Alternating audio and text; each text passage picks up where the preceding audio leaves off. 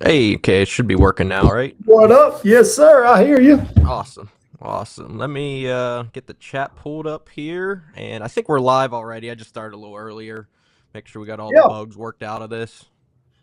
yeah. I saw that. I mean, it looked like you've been live on your channels here for the last little while with the countdown. It just lets people hop in and get ready for it. That's cool.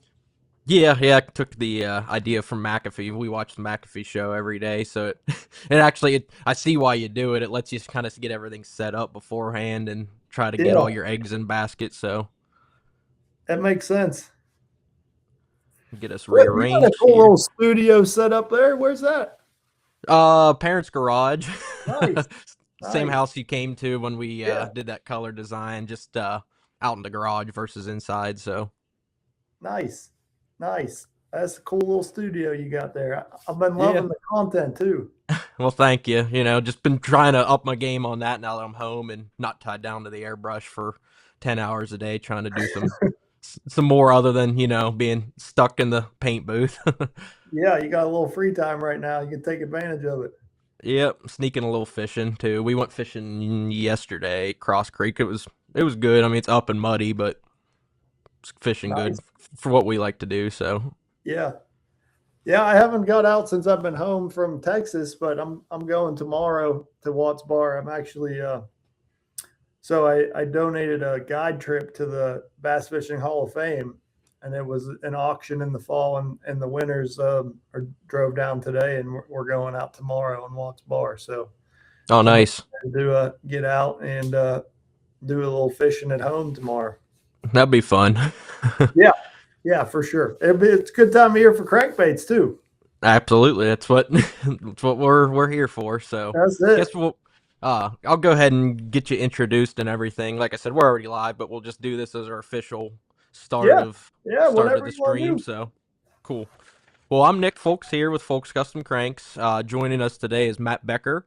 Uh, Originally from Pennsylvania, lived about 15, 20 miles from us. Moved down south, which was a smart decision for career purposes. But he is the 2023 Rookie of the Year for Bass Pro Tour. He is the 2023 Angler of the Year on the Bass Pro Tour. Two-time MLF team champion, one of them in Erie. And you've won BFLs, Toyotas, Pro Circuit, BPT tournaments, a little bit of everything. So you got Yeah, quite the resume. So thank you for joining us, Matt. We greatly appreciate it. of course, absolutely. I love seeing the social media presence get rolling. I mean, I feel like it's really going to help you grow your brand. So any way I can help contribute to that, I'm all for it. So yeah, thanks for reaching out, and I think this is a pretty cool deal you got going on. Oh heck yeah! And we'll be seeing you a couple weeks at Red Crest. We're kind of went on a whim. We're gonna go walk around, network at the show, if you will, Yeah, just to go and have fun. Because after working shows for 3 months out of the year, it'd be nice to just go and leave and go when you want to, and not have to stand there for 8 hours and be a salesman. So, yeah, that's one thing I don't know how you guys do it. I mean, it is. I don't think people realize how much work goes into that for you guys. Like as an exhibitor, like sure. I don't think people realize how much behind the scenes work of you prepping baits, and then even at the show, like you said. I mean, you're there for 10 plus hours a day. I mean, it's you don't get a break. It's one Nah. customer after another. So you don't even get a break to take a drink or go eat lunch or anything. Like it's full on full blast. So I mean, it's really impressive that you guys knock that out, and love to see it for sure. But yeah, hopefully we'll see you guys around at Red Crest. Yeah, we I believe they're making you guys do like a media day, kind of like Yeah, Bassmaster on Thursday. So I went ahead and being on Table Rock, painted up some wiggle warts, the newer ones, but I will have some pre-Rapala wiggle warts with me. Painted them up and then I personalized them, put them red crest. I've done some videos this past week on it. So you'll be getting a wiggle wart with your name on the belly of it. So will all the other guys. So gonna make some more that's awesome. videos out of that and Yeah, that's think it'll really be cool. pretty fun and cool. I saw the picture of them last night, and I was like, man, they look pretty good. I'm excited about that, and I'm gonna be torn. I don't know if I Then should keep it as a memento or if I should just fish it. It's like what do I do with that? It's pretty good looking. Well, I think you're gonna get hooked up with a pre-Rapala wigglewort too, so you have a couple different options if needed. Well, we'll tie that one on then. Don't blame you. No, that's awesome. We freezing? Yeah, looking forward to that. So that's coming up soon. I mean, we're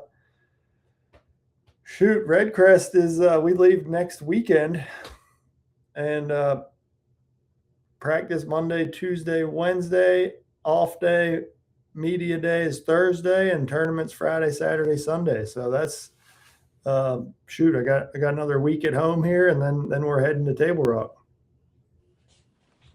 Okay, sorry, I lost connection there, so I apologize for that, but I think we're good. Like I said, we're out the garage. I literally got a Ethernet cord ran from the house going to the garage, so.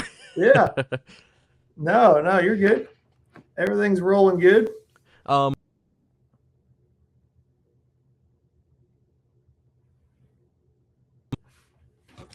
Okay, we're back. So, sorry about that. Wanted to bring up, crankbaits. Anything you want to talk crankbait wise? I have some questions as well. We're going to take questions from any commenters if they have any questions. So, just general crankbait talk.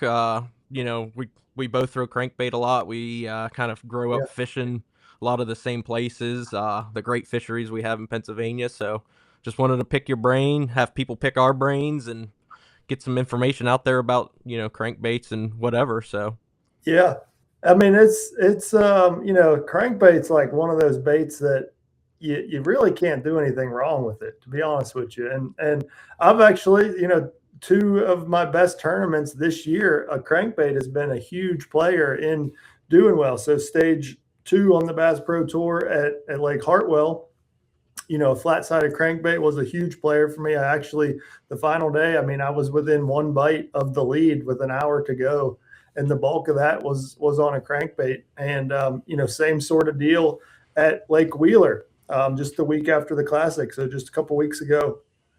It was the same deal. I mean, I was one bite away from winning, and a lot of my key fish came on a crankbait. So lately, I feel like a crankbait's been something that's fit a lot more into my game plan. And honestly, a lot of that has to do with the forward facing sonar regulations that we've had on the tournaments, where you can only use those for 3 hours a day or 2.5 hours a day. So there you got a bulk of your day where you're just old school fishing, if you want to call it that. And for me, I have kind of just locked a crankbait into my hands for a long period in those stretches, and just covered a bunch of water, go down the bank, and just honestly, what I've been calling it is putting a bait in my hand that allows me to put myself in position to get lucky. So I'm just casting and winding and just waiting for that fish to load up and catch one. So crankbait's something that you can do that. You can just cast and wind and cover a bunch of water, and we can dive in, and I'm curious to hear what kind of questions you got. We can dive into the specifics of everything. So let's see what you got. Yeah. So my connection keeps going in and out. So again, I apologize on that. It's raining outside. Who knows if it has anything to do with it. But yeah, like you said, you can't do a lot wrong. I mean, the only thing I see guys doing wrong is fishing it too fast. But still, even then, I mean, certain points of the year that actually helps catch fish, herring lakes. You have more experience with that than I do. Of course, I've not fished outside of the state as much as you have, going everywhere. So I mean, there's definitely a time where speed cranking can be a deal. In cleaner water, it seems like sometimes the faster you move it, the better off it is. But I would say in a general rule of thumb for me, when I'm cranking, I like probably a slow to medium gear ratio reel, like somewhere in that 6.2 to 7.1 kind of gear ratio is generally what I'm using. And then you can kind of adjust your hand retrieve if you want to slow down or speed up from there. But I still like the ability, if I want to be able to pick up a bunch of line, to have that ability to do that with the little bit faster gear ratio. So I use a lot of 7.1 gear ratios on a lot of my crankbaits, square bills, flat sides, things like that. just because I feel like I can really slow down that handle if I want to, but I can also have that speed when I need it or whatnot. I agree with that. It's really hard work on you when you have an old school 4-to-1 or 5-to-1. You're just Yeah, sitting there just yeah. trying to catch up on something. So I I will agree say with you there. on while we're on that, like the higher gear ratios like that, it can wear you out if you're throwing a big deep diving crankbait. You know, if I'm on the True. Tennessee River and I'm throwing a, you know, a 20-foot diver, 25-foot diver, and I'm really cranking, I mean, it puts a lot of strain on your forearm. So you start feeling you know, the effects of it there. So that's when Oh that yeah.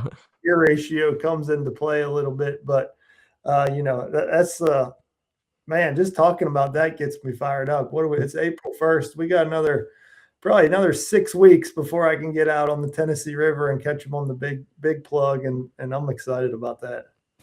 Yeah, it's definitely we don't get to do a whole lot of that up here, as you know. Pretty much the closest thing we have is Erie fishing smallmouth, similar Yeah, but different. But that's a heck of a deep crankbait bite. But same thing too. I mean, you do that all day, your shoulders wore out, you're just everything's just destroyed after doing that all day smallmouth fishing.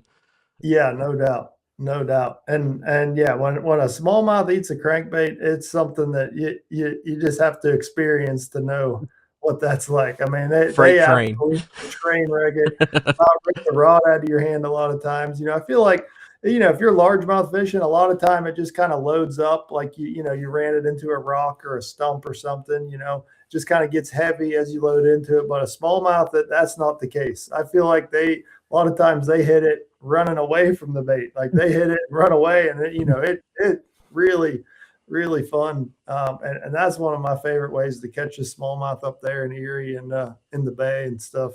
About this time of year, that's one of the best bites you can get on. Yeah, we'll be actually throwing on new trail motor on the big boat this week, and then should be ready to go and hopefully be going up there probably after Red Crest, just because be a little bit chaotic trying to fit that in before we leave. But definitely looking forward to that. Looking forward to getting videos for all the guys with them new fancy glasses and all that fun stuff up there. Makes it a lot easier to record and everything. So, Oh yeah, yeah. You with your meta glasses oh or yeah. Ray-Ban? Which ones do you have? Oakley ones, the The Meta Oakley ones? whatever's. Yeah, Yeah. But they've yeah. been nice for painting, and took them fishing yesterday, and it'd be cool for that. So helping Absolutely. ease No, the I know pain of trying to do videos.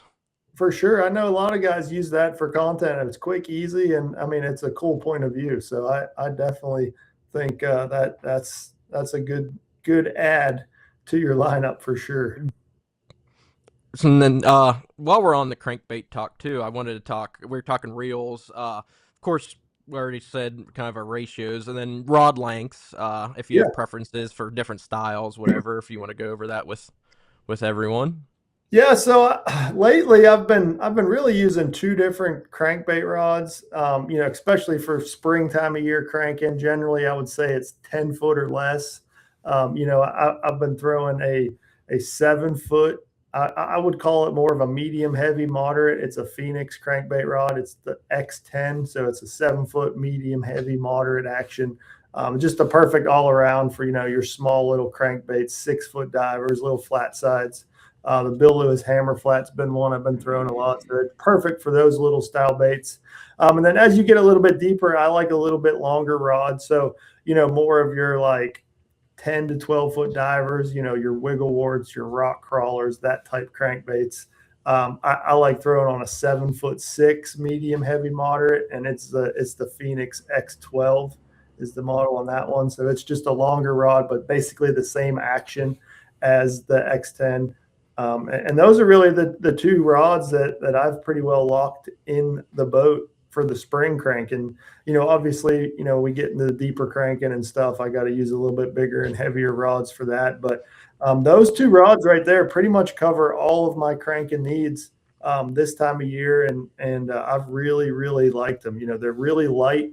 They're graphite. That's one thing that I'm key on. I'm big on is I really like a graphite crankbait rod. I don't like the glass that feels real flimsy and not sensitive at all. I like a graphite, moderate action, crankbait rod that very soft, moderate action, but I want it to be graphite for the sensitivity and stuff. And those rods have been absolutely awesome. I got a bunch of them rigged up. I'm going to be working on tackle next week for Red Crest, and I'm going to have quite a few of them rigged up and ready because I hear that's a crankbait lake, so I'm excited about that. Yeah, I think it'll be a great event, regardless of however everyone's catching them. It's gonna be fun to watch, and if it does line up to be a great crankbait bite, that'll be even better to watch for at least our end. So No looking doubt. forward to that. And I'm right there with you when talking about the rods.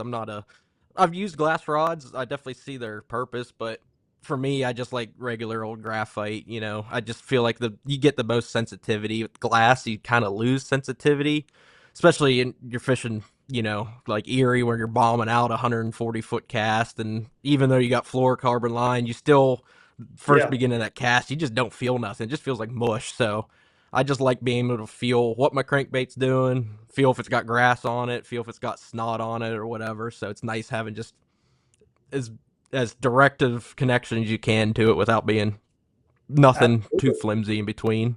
Yeah, for sure. Absolutely. I'm all for graphite crankbait rods. Like you said, I've tried the composite and I just can't get behind it. I feel like you lose way more than you gain using those type of rods. So, True.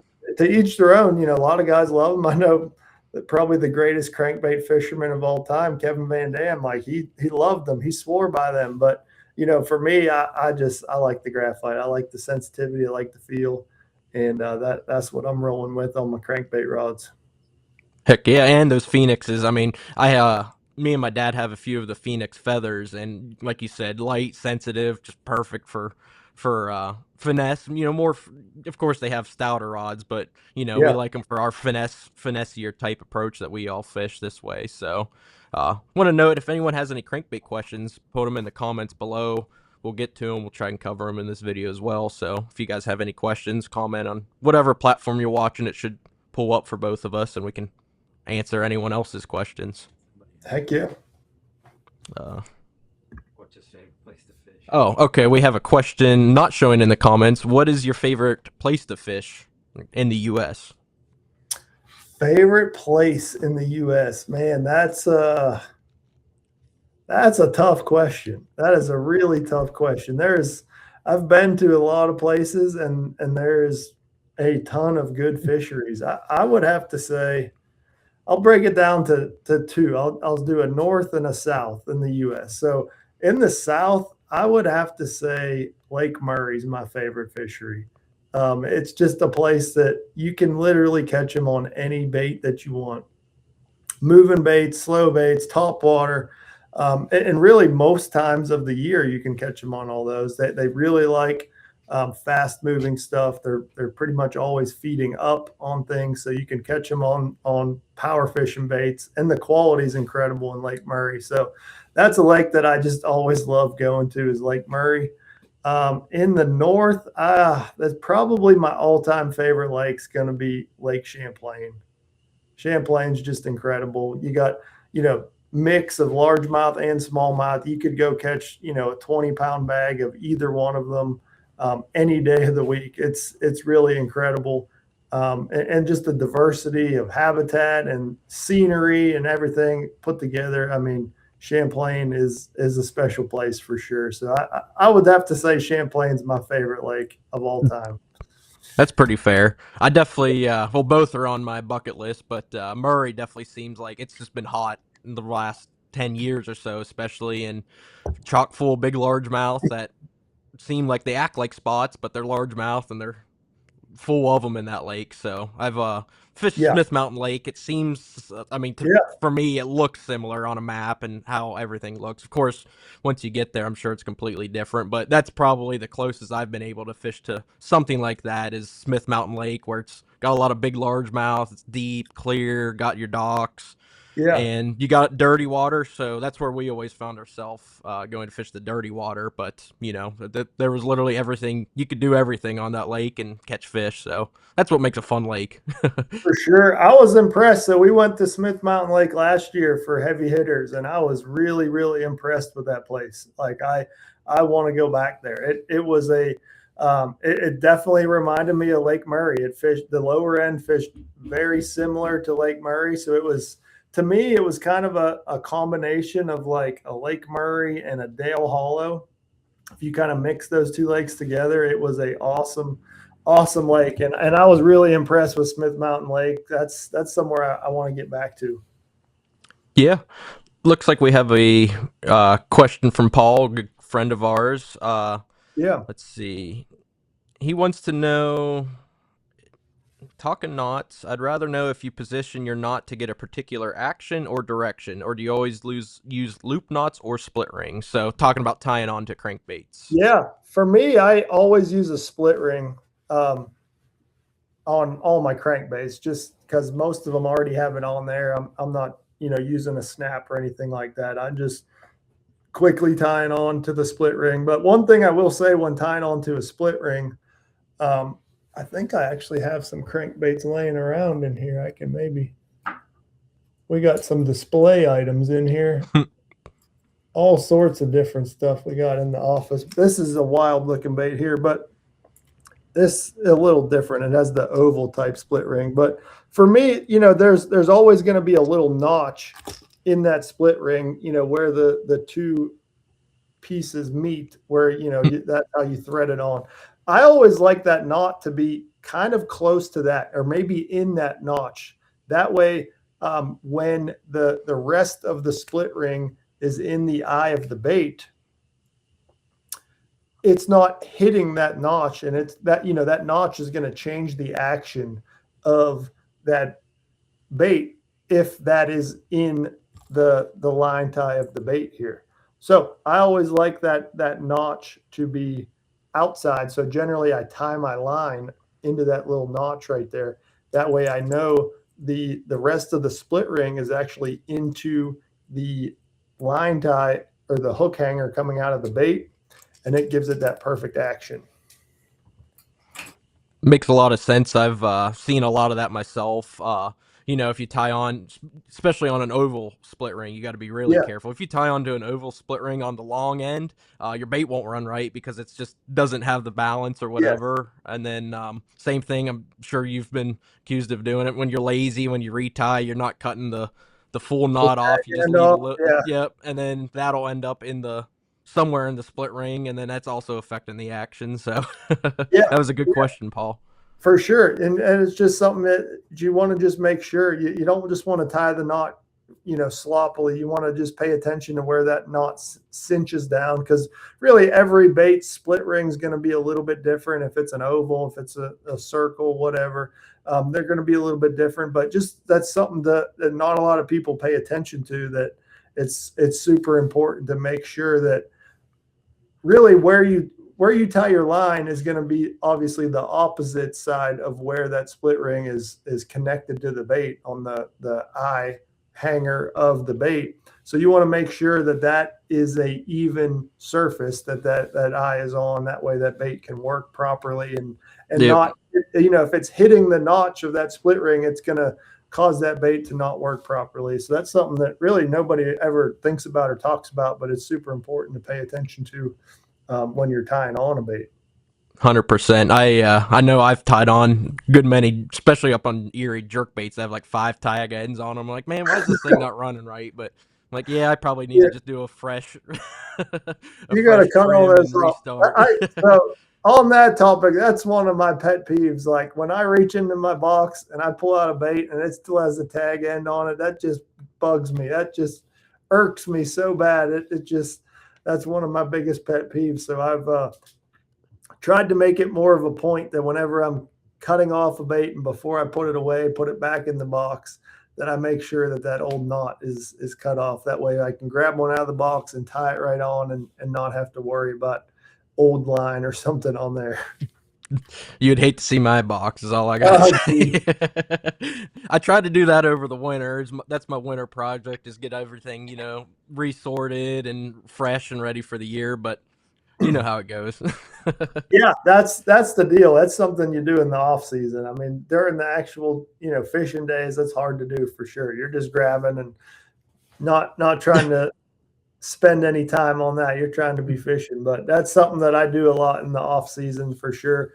In the winter months, I will let go through a lot of boxes, and especially this past year, I made a kind of a sponsor edition with Evolution Fishing, which is tackle storage needs, so that I was changing out all the boxes. So literally, I put my hands on every single hard bait that I own this fall and winter. So it was a good opportunity to go through there and make sure everything's cleaned up and change out any old rusty hooks and stuff. I mean, it was a lot of time, a lot of process, but I'm glad I did it, because now I feel like everything is really dialed in and I'm as organized as I've ever been.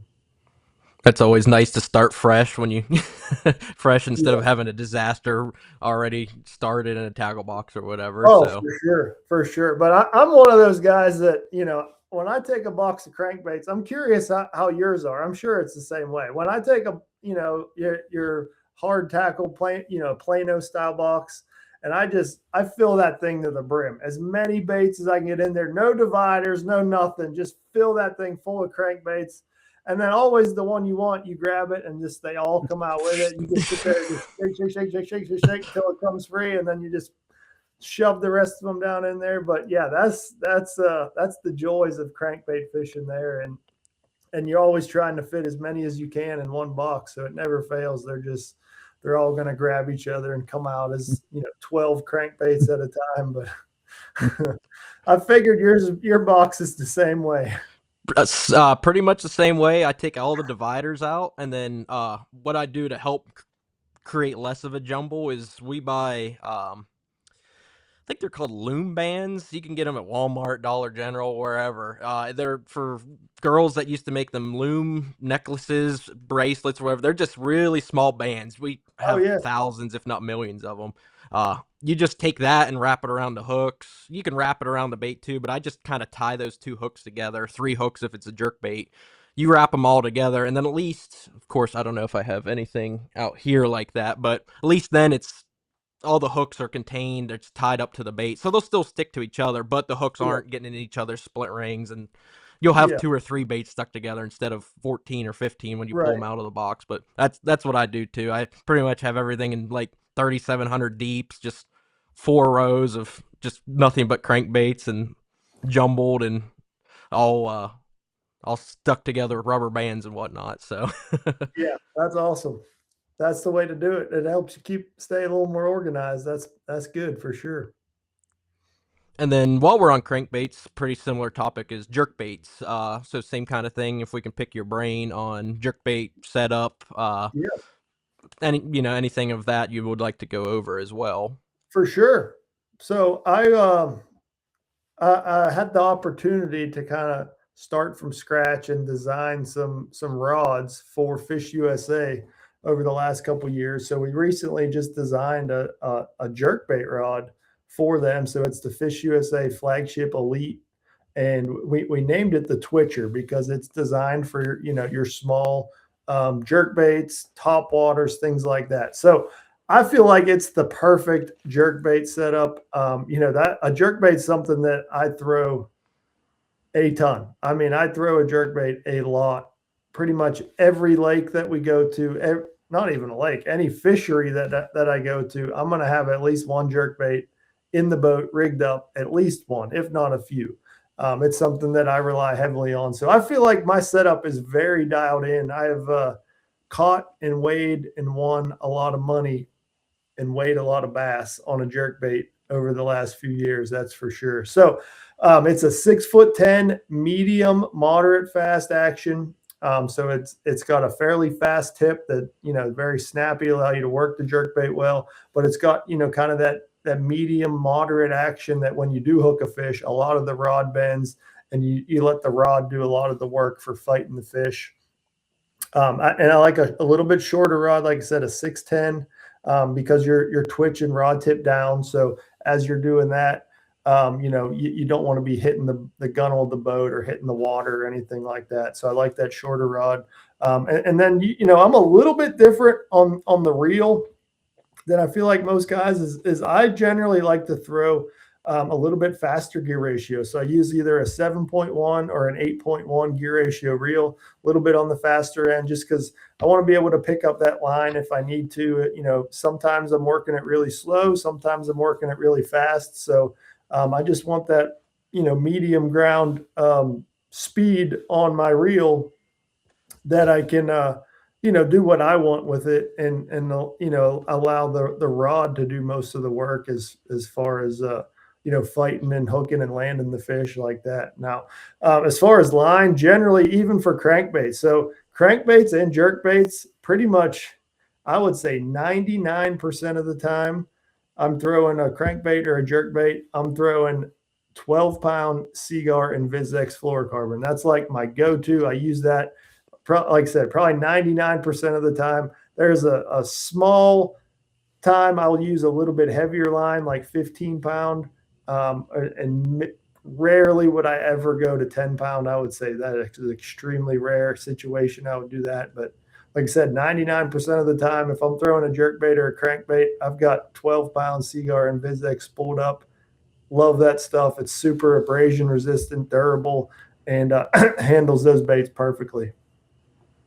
That's what I have on all my rods as well. I keep it simple. I have two different line sizes. I use 12 and then 20 for the heavy duty stuff. I have 12 on everything else, chatterbaits, Yeah, everything. So it's pretty nice to be able to keep it like that. And 12-pound, I've never really broken off or had any issue that wasn't self-inflicted. I can't blame the line for any of my issues I've ever had with it. So for sure. For sure. And I mean, the big thing with line is you have to pay attention to the diameter of the line. So, I mean, I use Seagar, so it runs on the thinner side of your fluorocarbon lines. If you look at, say, a gamma line, the diameter is a lot thicker per pound test. So you just want to make sure you pay attention to the diameter as much as the pound test label that it has on there. But, like I said, 12-pound Seagar and VizX is my go-to.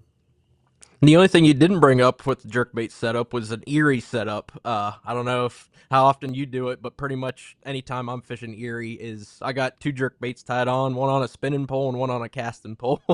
Yeah, Helps to alternate wrists from breaking your wrist all day, and then for the 40-mile-an-hour wind days, it's kind of hard throwing it on a bait caster. So yeah, for sure. When it's that windy, sometimes you got to drop it down to a spinning rod and yeah, I mean, it's fun catching them on a spinning rod too. You can back that drag off and just let them go. And there's definitely a time and a place for that. It's fun.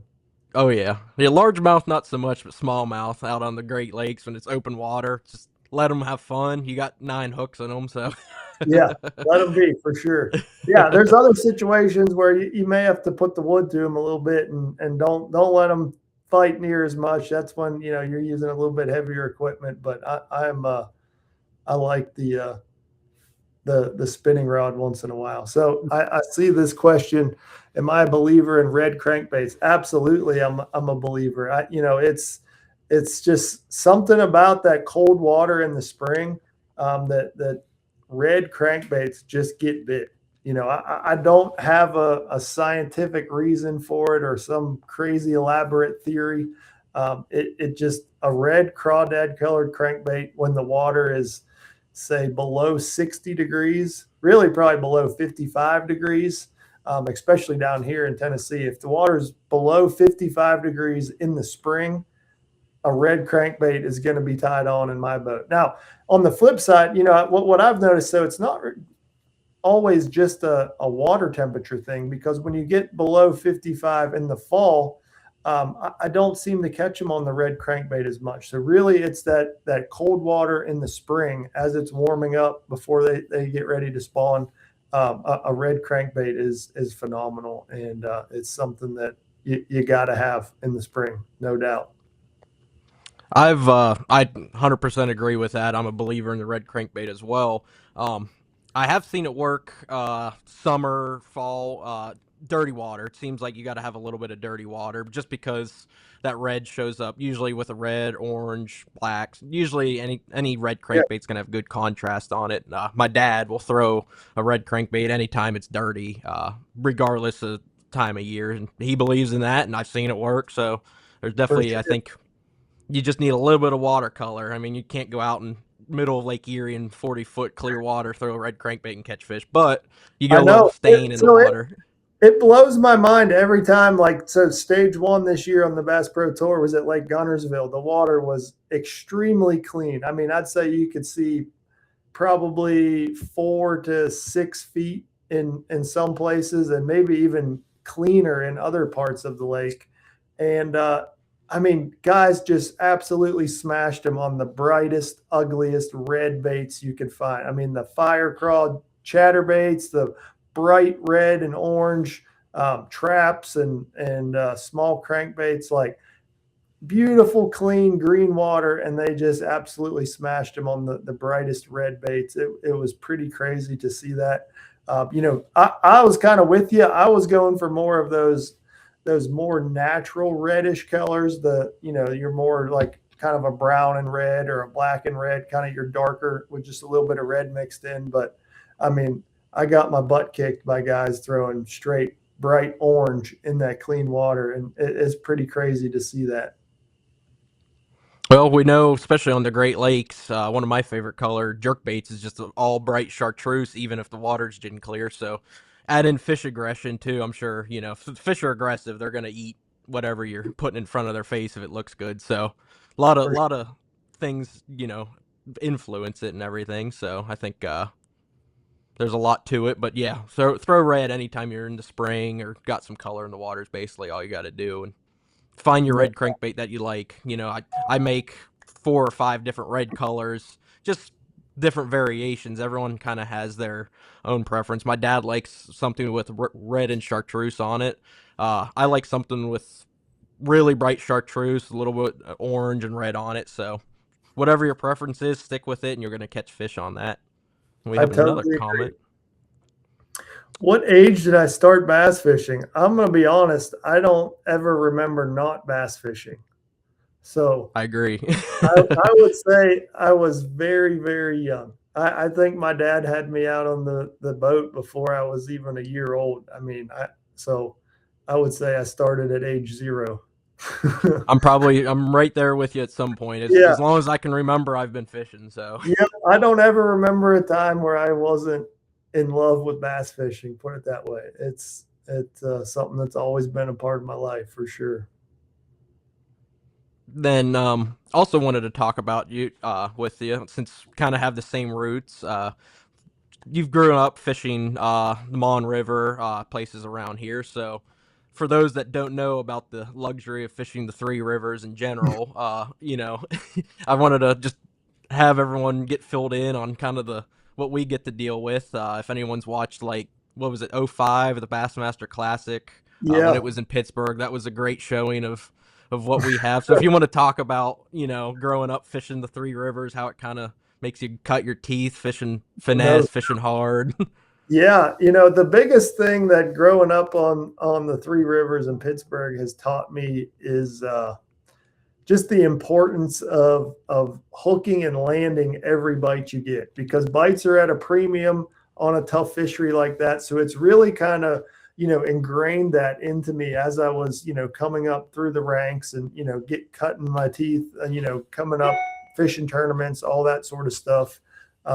Started having some success, and that kind of breeds wanting to fish more tournaments, bigger tournaments, and so on. And here we are now. This is all I do. It's pretty crazy to think how quickly it can happen coming from that. But anyway, growing up, on the three rivers, every time, I fished a tournament trail that would fish every Sunday on the river there in Pittsburgh area. And man, the deal with that was, if you got a bite from a keeper size bass, you had to make sure that you landed it. So it really, taught me to always be tinkering with my equipment and different hooks, and making sure everything was just right, that when that fish did bite, I was going to hook that fish, I was going to land it, and in turn, hopefully win the tournament that day. So a couple of those things happened, and it kind of just stuck with me. And that's the biggest thing I learned. And really that still helps me to this day. Now, I fish on the Bass Pro Tour. It's every fish counts over a minimum weight, a 2-pound minimum for most fisheries. So catching and landing every bite that you get is super important to do well in that format. So that is super, super important, and definitely glad that I grew up there and had that kind of ingrained into my fishing style. Makes you appreciate a 2-pounder a heck of a lot more when you're netting 12 inches and trying to stretch incher to make. Yeah, that's a fact. That's a fact. My dad sent in a comment, craziest tournament experience you've had, if you don't mind sharing. Man, let me think on that one. Surely I got some, I've got some stories for sure. If I could think about, what's the craziest one? I mean, for me, the one that comes to mind, the most memorable for me, I don't know if it's the craziest. I'll have to think more on that. The most memorable one for sure would be taking down Kevin Van Dam in his final tournament at Saginaw Bay to win a Bass Pro Tour event. He was leading going into the final day, and we kind of came from behind and took him down on the final day. So that's very memorable to me to do that. Let me think. So, I got a crazy story that it goes back to, fishing on the rivers. Actually, we fishing one of those buddy tournaments every Sunday. We had a crazy experience where, so I had my boat, my buddy had his boat as a team tournament. We actually started the tournament in my buddy's boat. We took off at morning takeoff. We ran, I don't know, 2 or 3 miles down the river, and his motor blew up. So we're like, crap, we're screwed for the day, whatever. Anyway, we troll all the way back to the ramp, get the boat on the trailer, take the boat over to my house, pick up my boat, go back, relaunch the boat, go check in with the tournament director. He checks our live wells, everything, gives us a second start. So by this point, we've lost, I don't know, two hours of our tournament day, and we end up taking off and running way down the river. I think we went 2 locks down the river and ended up catching enough to win the tournament. We even with the limited day. So that was one of the more crazy experiences. We started the day in one boat, blew it up, went back, got another boat, came back, and ended up winning the tournament after that. That was definitely a crazy experience for sure. I don't know what it is with the Three Rivers, but the amount of boats just in my personal family has motors blown, like going back to my grandfather, my dad. Thankfully, I have yet to, knock on wood, I'm yet to blow a motor. I don't fish Three Rivers as much as I used to, but like my pap's probably blown up 10 or 15 motors himself. My dad's blown up 5 to 10 motors himself. Just, of course, they have bullets. They're screaming down, trying to get 90 miles an hour. It doesn't help. But like, I don't know what it is with that river, but it just blows motors apart. Yeah. I mean, it's a little bit of all that. You're making long runs generally, so the motors are putting in some work for sure, and especially those old 2-strokes. I mean, you're running those around like you're going to blow them up running around the river. Let alone hitting all the stuff you can hit. My dad's hit a not a barge cell, a channel buoy before, about split the hull on a bullet. I mean, he's been almost upside down and that thing from barge wake and all that. So it's unique, to say the least. For sure. The river, I mean, and they're really a cool fishery. Like I honestly, I kind of miss fishing there once in a while. I would like to come back and fish, a few days in a row and kind of get kind of catch up on what's been going on. I know they took out the lock that I used to live right there, but in Elizabeth. So that's really changed that area of the river, because the pool that was above the lock, the water level dropped, and the pool that was below the lock, the water level rose. So it's really changed a lot of the habitat, especially along the shoreline of where the fish were living. And I want to make it back there sometime soon and fish for a few days and really see what the river's like now. And I know that, I mean, they've been catching quite a lot of fish. I keep up with a few of the guys up there that still fish. My dad fishes there all the time, and he's been saying it is pretty good the last couple of years. So I would really like to get back there sometime soon and get to experience all that again. Maybe you can make me go fish it, because I haven't fished it in a couple of years myself, probably since I bought my walleye boat for sure. So maybe you'll Yeah. have to drag me out. We can do a day out Well, there yeah. and grind a little bit. When you guys have a camp on Erie, it's hard to go anywhere but Erie. I mean, I'm with you there. Erie's the place to be. For sure. But maybe we'll make a river grinder happen just for old time's sake. Ground ourselves, show what we had to put up with for how many years. Right? What made us fishermen, like, you know it as well as I do. You have to really refine your skills, like you talked about. You got to really learn how to be a finesse fisherman, capitalize on bites, because you're not getting 5-pound bites left and right. You're getting 10 to 14 inchers, and like, hey, those are 14 inchers. Those are good fish. Try to get a 3-pound kicker, and you're looking good. Yeah, so that's a great day on the Three Rivers for sure. So it really puts things into perspective when you're targeting a 13 or 14-inch fish. then I think it would be a great location for one of the Major League Fishing Team Series events with a 1-pound minimum. I think it would be really cool, really exciting, cool scenery, cool area. So yeah, I would love for that to happen and be a part of that for sure. maybe try pull some strings, see if we can make that happen. That'd be fun to follow you around doing that. So we had a blast following you on Erie. Yeah, we'll have to see what we can do about that one. Then last call for if anyone watching has any questions they want answered by us. Don't want to hold up Matt too long, because he does have a pretty big tournament he's got to prepare for in a couple weeks. So if anyone has any final questions, get them in now, and we'll get it covered before we end this thing. So yeah, no, it's been cool catching up with you, and definitely excited to see you guys in just a couple weeks here at Red Crest. Yeah, we'll flights are booked. I think that's going to be an absolute fish catcher for sure. Like that's going to be a ton of fish caught in that tournament. You're going to see all stages of the spawn, all species of bass, any way you want to fish, power fishing, finesse fishing, crankbait fishing, jerkbait, doesn't matter. Like there's going to be a bass caught on pretty much anything that you could pull out of the tackle compartment of your boat at Table Rock, and that's fun. It's going to come down to small little decisions on how to separate yourself and do well in that tournament. So that's something that I'm looking forward to the challenge. Appreciate everyone wishing us luck, and hopefully we're fishing all 3 days and bringing home a trophy. Absolutely, we're pulling for you, so we'll be there. We're not taking the boat or anything. We are flying, so we can't follow you around on the lake, but we'll see you when we can. Hopefully we won't see you at the expo. Yeah. Hopefully you'll be fishing, so. We'll see you at media day for sure. Yep. So, doesn't look like we have any other questions. Pretty much covered everything I have written down.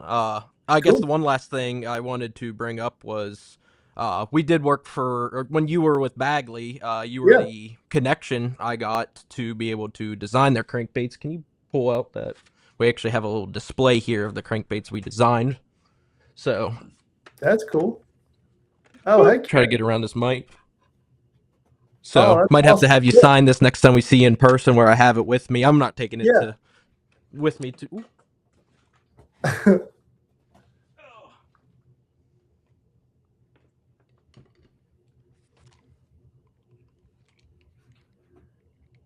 We had some technical difficulties. You knocked out the headphones.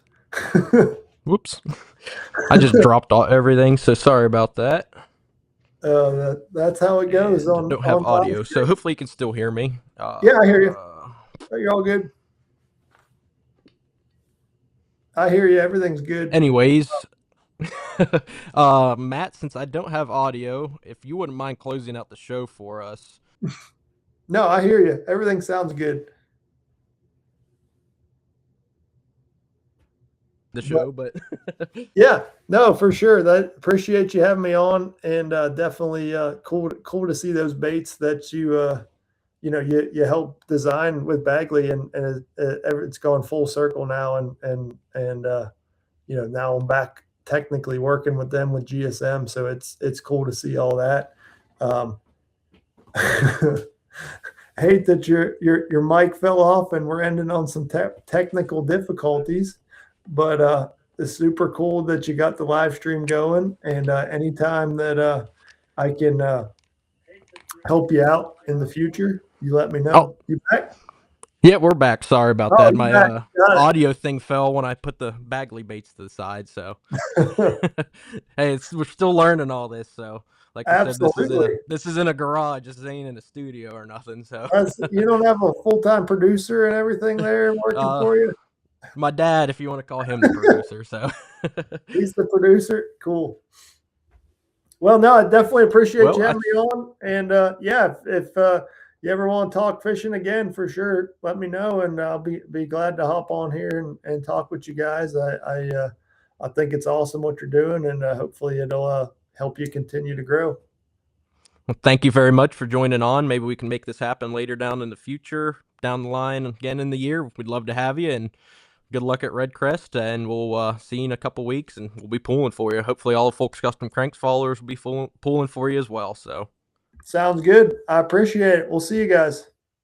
Thank you guys for watching. Matt, all of his information's on the screen. You can follow him. We got his QR code, all his socials down there. So if you ever need anything from Matt, all his info's there. So thank you guys for watching this live stream, and we'll see you guys next week.